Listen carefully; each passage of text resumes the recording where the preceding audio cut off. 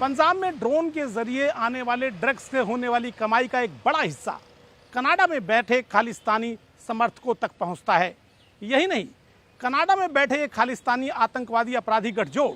भारत के युवाओं को नौकरी के नाम पर बहला फुसला कर पहले कनाडा बुलाता है और फिर उन्हें खालिस्तानी मूवमेंट में शामिल होने के लिए मजबूर करता है। जांच के दौरान जांच एजेंसियों के सामने ये एक बड़ा खुलासा हुआ है कि पंजाब में पाकिस्तान के जरिए जो भी ड्रग्स आ रहा है, वो ड्रग्स जब पंजाब और बाहर बिकता है तो उससे होने वाली कमाई का एक बड़ा हिस्सा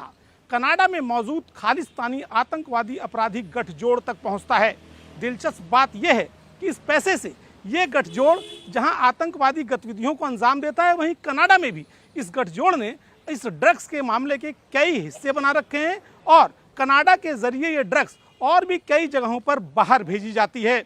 सबसे अहम दूसरी बात यह है कि कनाडा में बैठे ये आतंकवादी अपराधी गठजोड़ के हिस्से भारत के युवाओं को बहला फुसला कर अच्छी नौकरी दिलाने के नाम पर पहले कनाडा ले जाते हैं और फिर कनाडा में उनसे तरह तरह के काम करवाए जाते हैं। उन्हें पहले कहा जाता है कि उन्हें गुरुद्वारे में सेवा करने के नाम पर ले जाया जा रहा है और वहाँ पर उन्हें गुरुद्वारे में सबसे निम्न स्तर का काम सौंपा जाता है, जबकि उसका असली मकसद कनाडा में जो भी खालिस्तान समर्थक जो प्रदर्शन करते हैं या किसी भी दूतावास के सामने कोई प्रदर्शन होता है या रेफरेंडम आदि होते हैं, उसमें पैदल सेना के तौर पर इन लोगों को शामिल किया जाता है। सबसे महत्वपूर्ण बात यह है कि कनाडा में वीज़ा लेना सबसे मुश्किल काम है।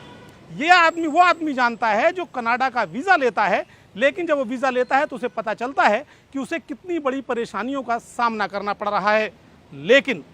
आपराधिक आतंकवादी गठजोड़ जो है उसके लोग वहाँ पर इस कदर से कनाडाई अधिकारियों से मिली भगत करके बैठे हुए हैं कि सेलेक्टिव वीज़ा इन लोगों के द्वारा जारी करा दिए जाते हैं। दिलचस्प बात यह है कि शुरुआती दौर में जो भारत से कनाडा जाता है इस गठजोड़ में शामिल होने के लिए, उसे उस वीज़ा की फीस यहीं पर 1 से 2 लाख रुपए तक अदा करनी पड़ती है। वो ये सोचकर जाता है कि वो कनाडा नौकरी करने जा रहा है, लेकिन वहाँ जाकर उसे खालिस्तान समर्थक कार्य करने पड़ते हैं। और दूसरी अहम बात जांच के दौरान ये भी सामने आई है कि जो छात्र कनाडा में पढ़ रहे हैं या जिनके पास वहाँ रहने के लिए पैसे नहीं हैं या जिनको अच्छी नौकरी नहीं मिली, वो लोग अपनी जीवन यापना के लिए कोई ना कोई काम धंधा ढूंढते हैं। ऐसे में बताया जाता है कि जो खालिस्तानी आतंकवादी अपराधी गठजोड़ है, इसके पास 10 से ज़्यादा गुरुद्वारे कनाडा में मौजूद हैं। ऐसे में ये लोग इन गुरुद्वारों में काम करने का लालच देते हैं, उन्हें बताते हैं कि उन्हें अच्छी तनख्वाहें दी जाएंगी, लेकिन उनका यूज़ किया जाता है इस ड्रग्स के धंधे में,